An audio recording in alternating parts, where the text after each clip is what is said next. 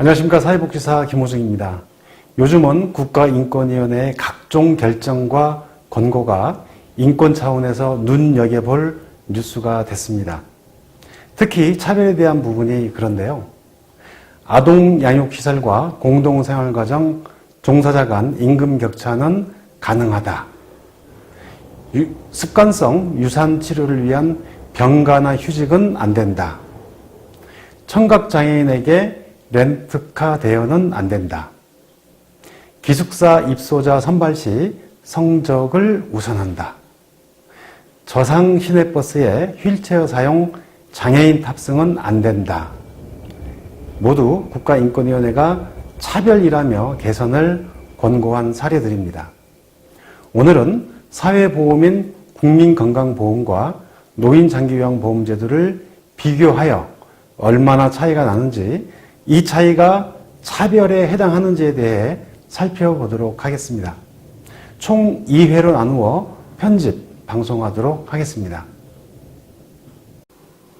네, 이 방송을 보고 계신 분은 대부분 건강보험료를 납부할 것입니다. 법으로 강제된 사항으로 건강보험료 안에 장기요양보험료 8.51%가 들어있습니다. 국민이 납부한 건강보험료가 적정하게 사용되고 있는지 살펴볼 필요가 있겠죠. 허위로 보험금을 타거나 부당 청구가 용납된다면 눈먼 돈이란 인식이 확산될 것이기 때문입니다. 재정의 누수를 막고 수급 질서를 확립하기 위하여 현지 조사의 불가피성에 대해 반대할 분은 없을 것입니다. 현지 조사를 하는 데 있어 어떤 기관과 항목을 선정하느냐는 매우 중요합니다. 그런데 현지조사 대상 기관과 항목을 선정하는 데 있어 병원과 약국 등 요양기관의 경우 현지조사 선정심의위원회가 있습니다. 이 선정심의위원회 구성에 의학단체 5개 단체가 들어있습니다. 조사 대상자를 익명으로 처리한다고 하나 위원회에 참가하는 의학단체 대표는 자신의 단체에 속한 기관을 바라보는 데 있어 공정성을 담보해야 하는데 이게 쉬울까요? 반면 장기요양기관의 경우 국민건강보험공단이 선정 의뢰한 적정성 검토만 합니다. 현지조사는 서면조사와 현장을 방문하여 조사하는 두 가지가 있습니다.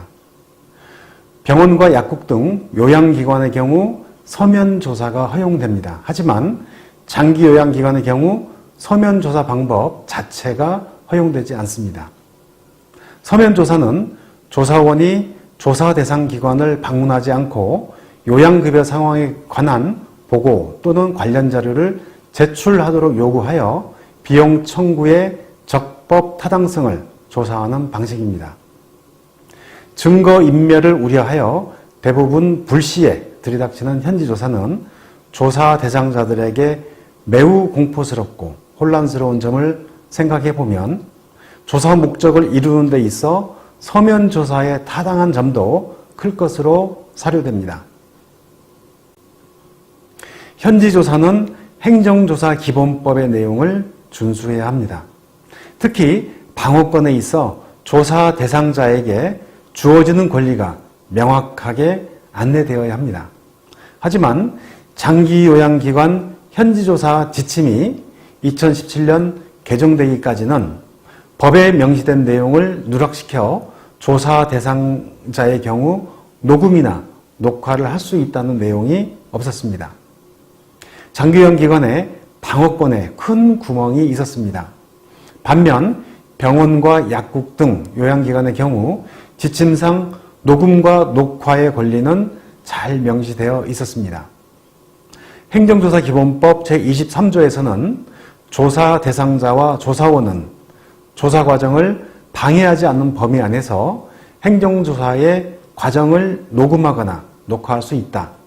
이 경우 녹음, 녹화의 범위 등은 상호 협의하여 정하여야 한다고 규정되어 있습니다. 행정처분은 요양기관이든 장기요양기관이든 매우 치명적입니다. 업무정지나 기관 폐쇄까지 가능하기 때문인데요. 보험의 수급 질서를 어지럽히고 부당 이득을 꾀했다면 이에 따른 제재를 받는 것은 당연합니다. 하지만 현지 조사 결과에 따른 행정처분을 받는 과정에 양쪽의 차이는 분명합니다. 병원과 약국 등 요양기관의 경우 행정처분 심의위원회가 작동합니다. 이 위원회 역시 의학단체가 구성원으로 포함되어 있고 이 위원회가 처분 양형을 보건복지부 장관에게 권고하면 보건복지부 장관은 위원회 심의 결과를 반영하여 감면 처분할 수 있습니다. 반면 장기요양기관의 행정처분 앞에 이러한 위원회 자체가 없기 때문에 처분청이 휘두른 대로 처분을 받아야 합니다.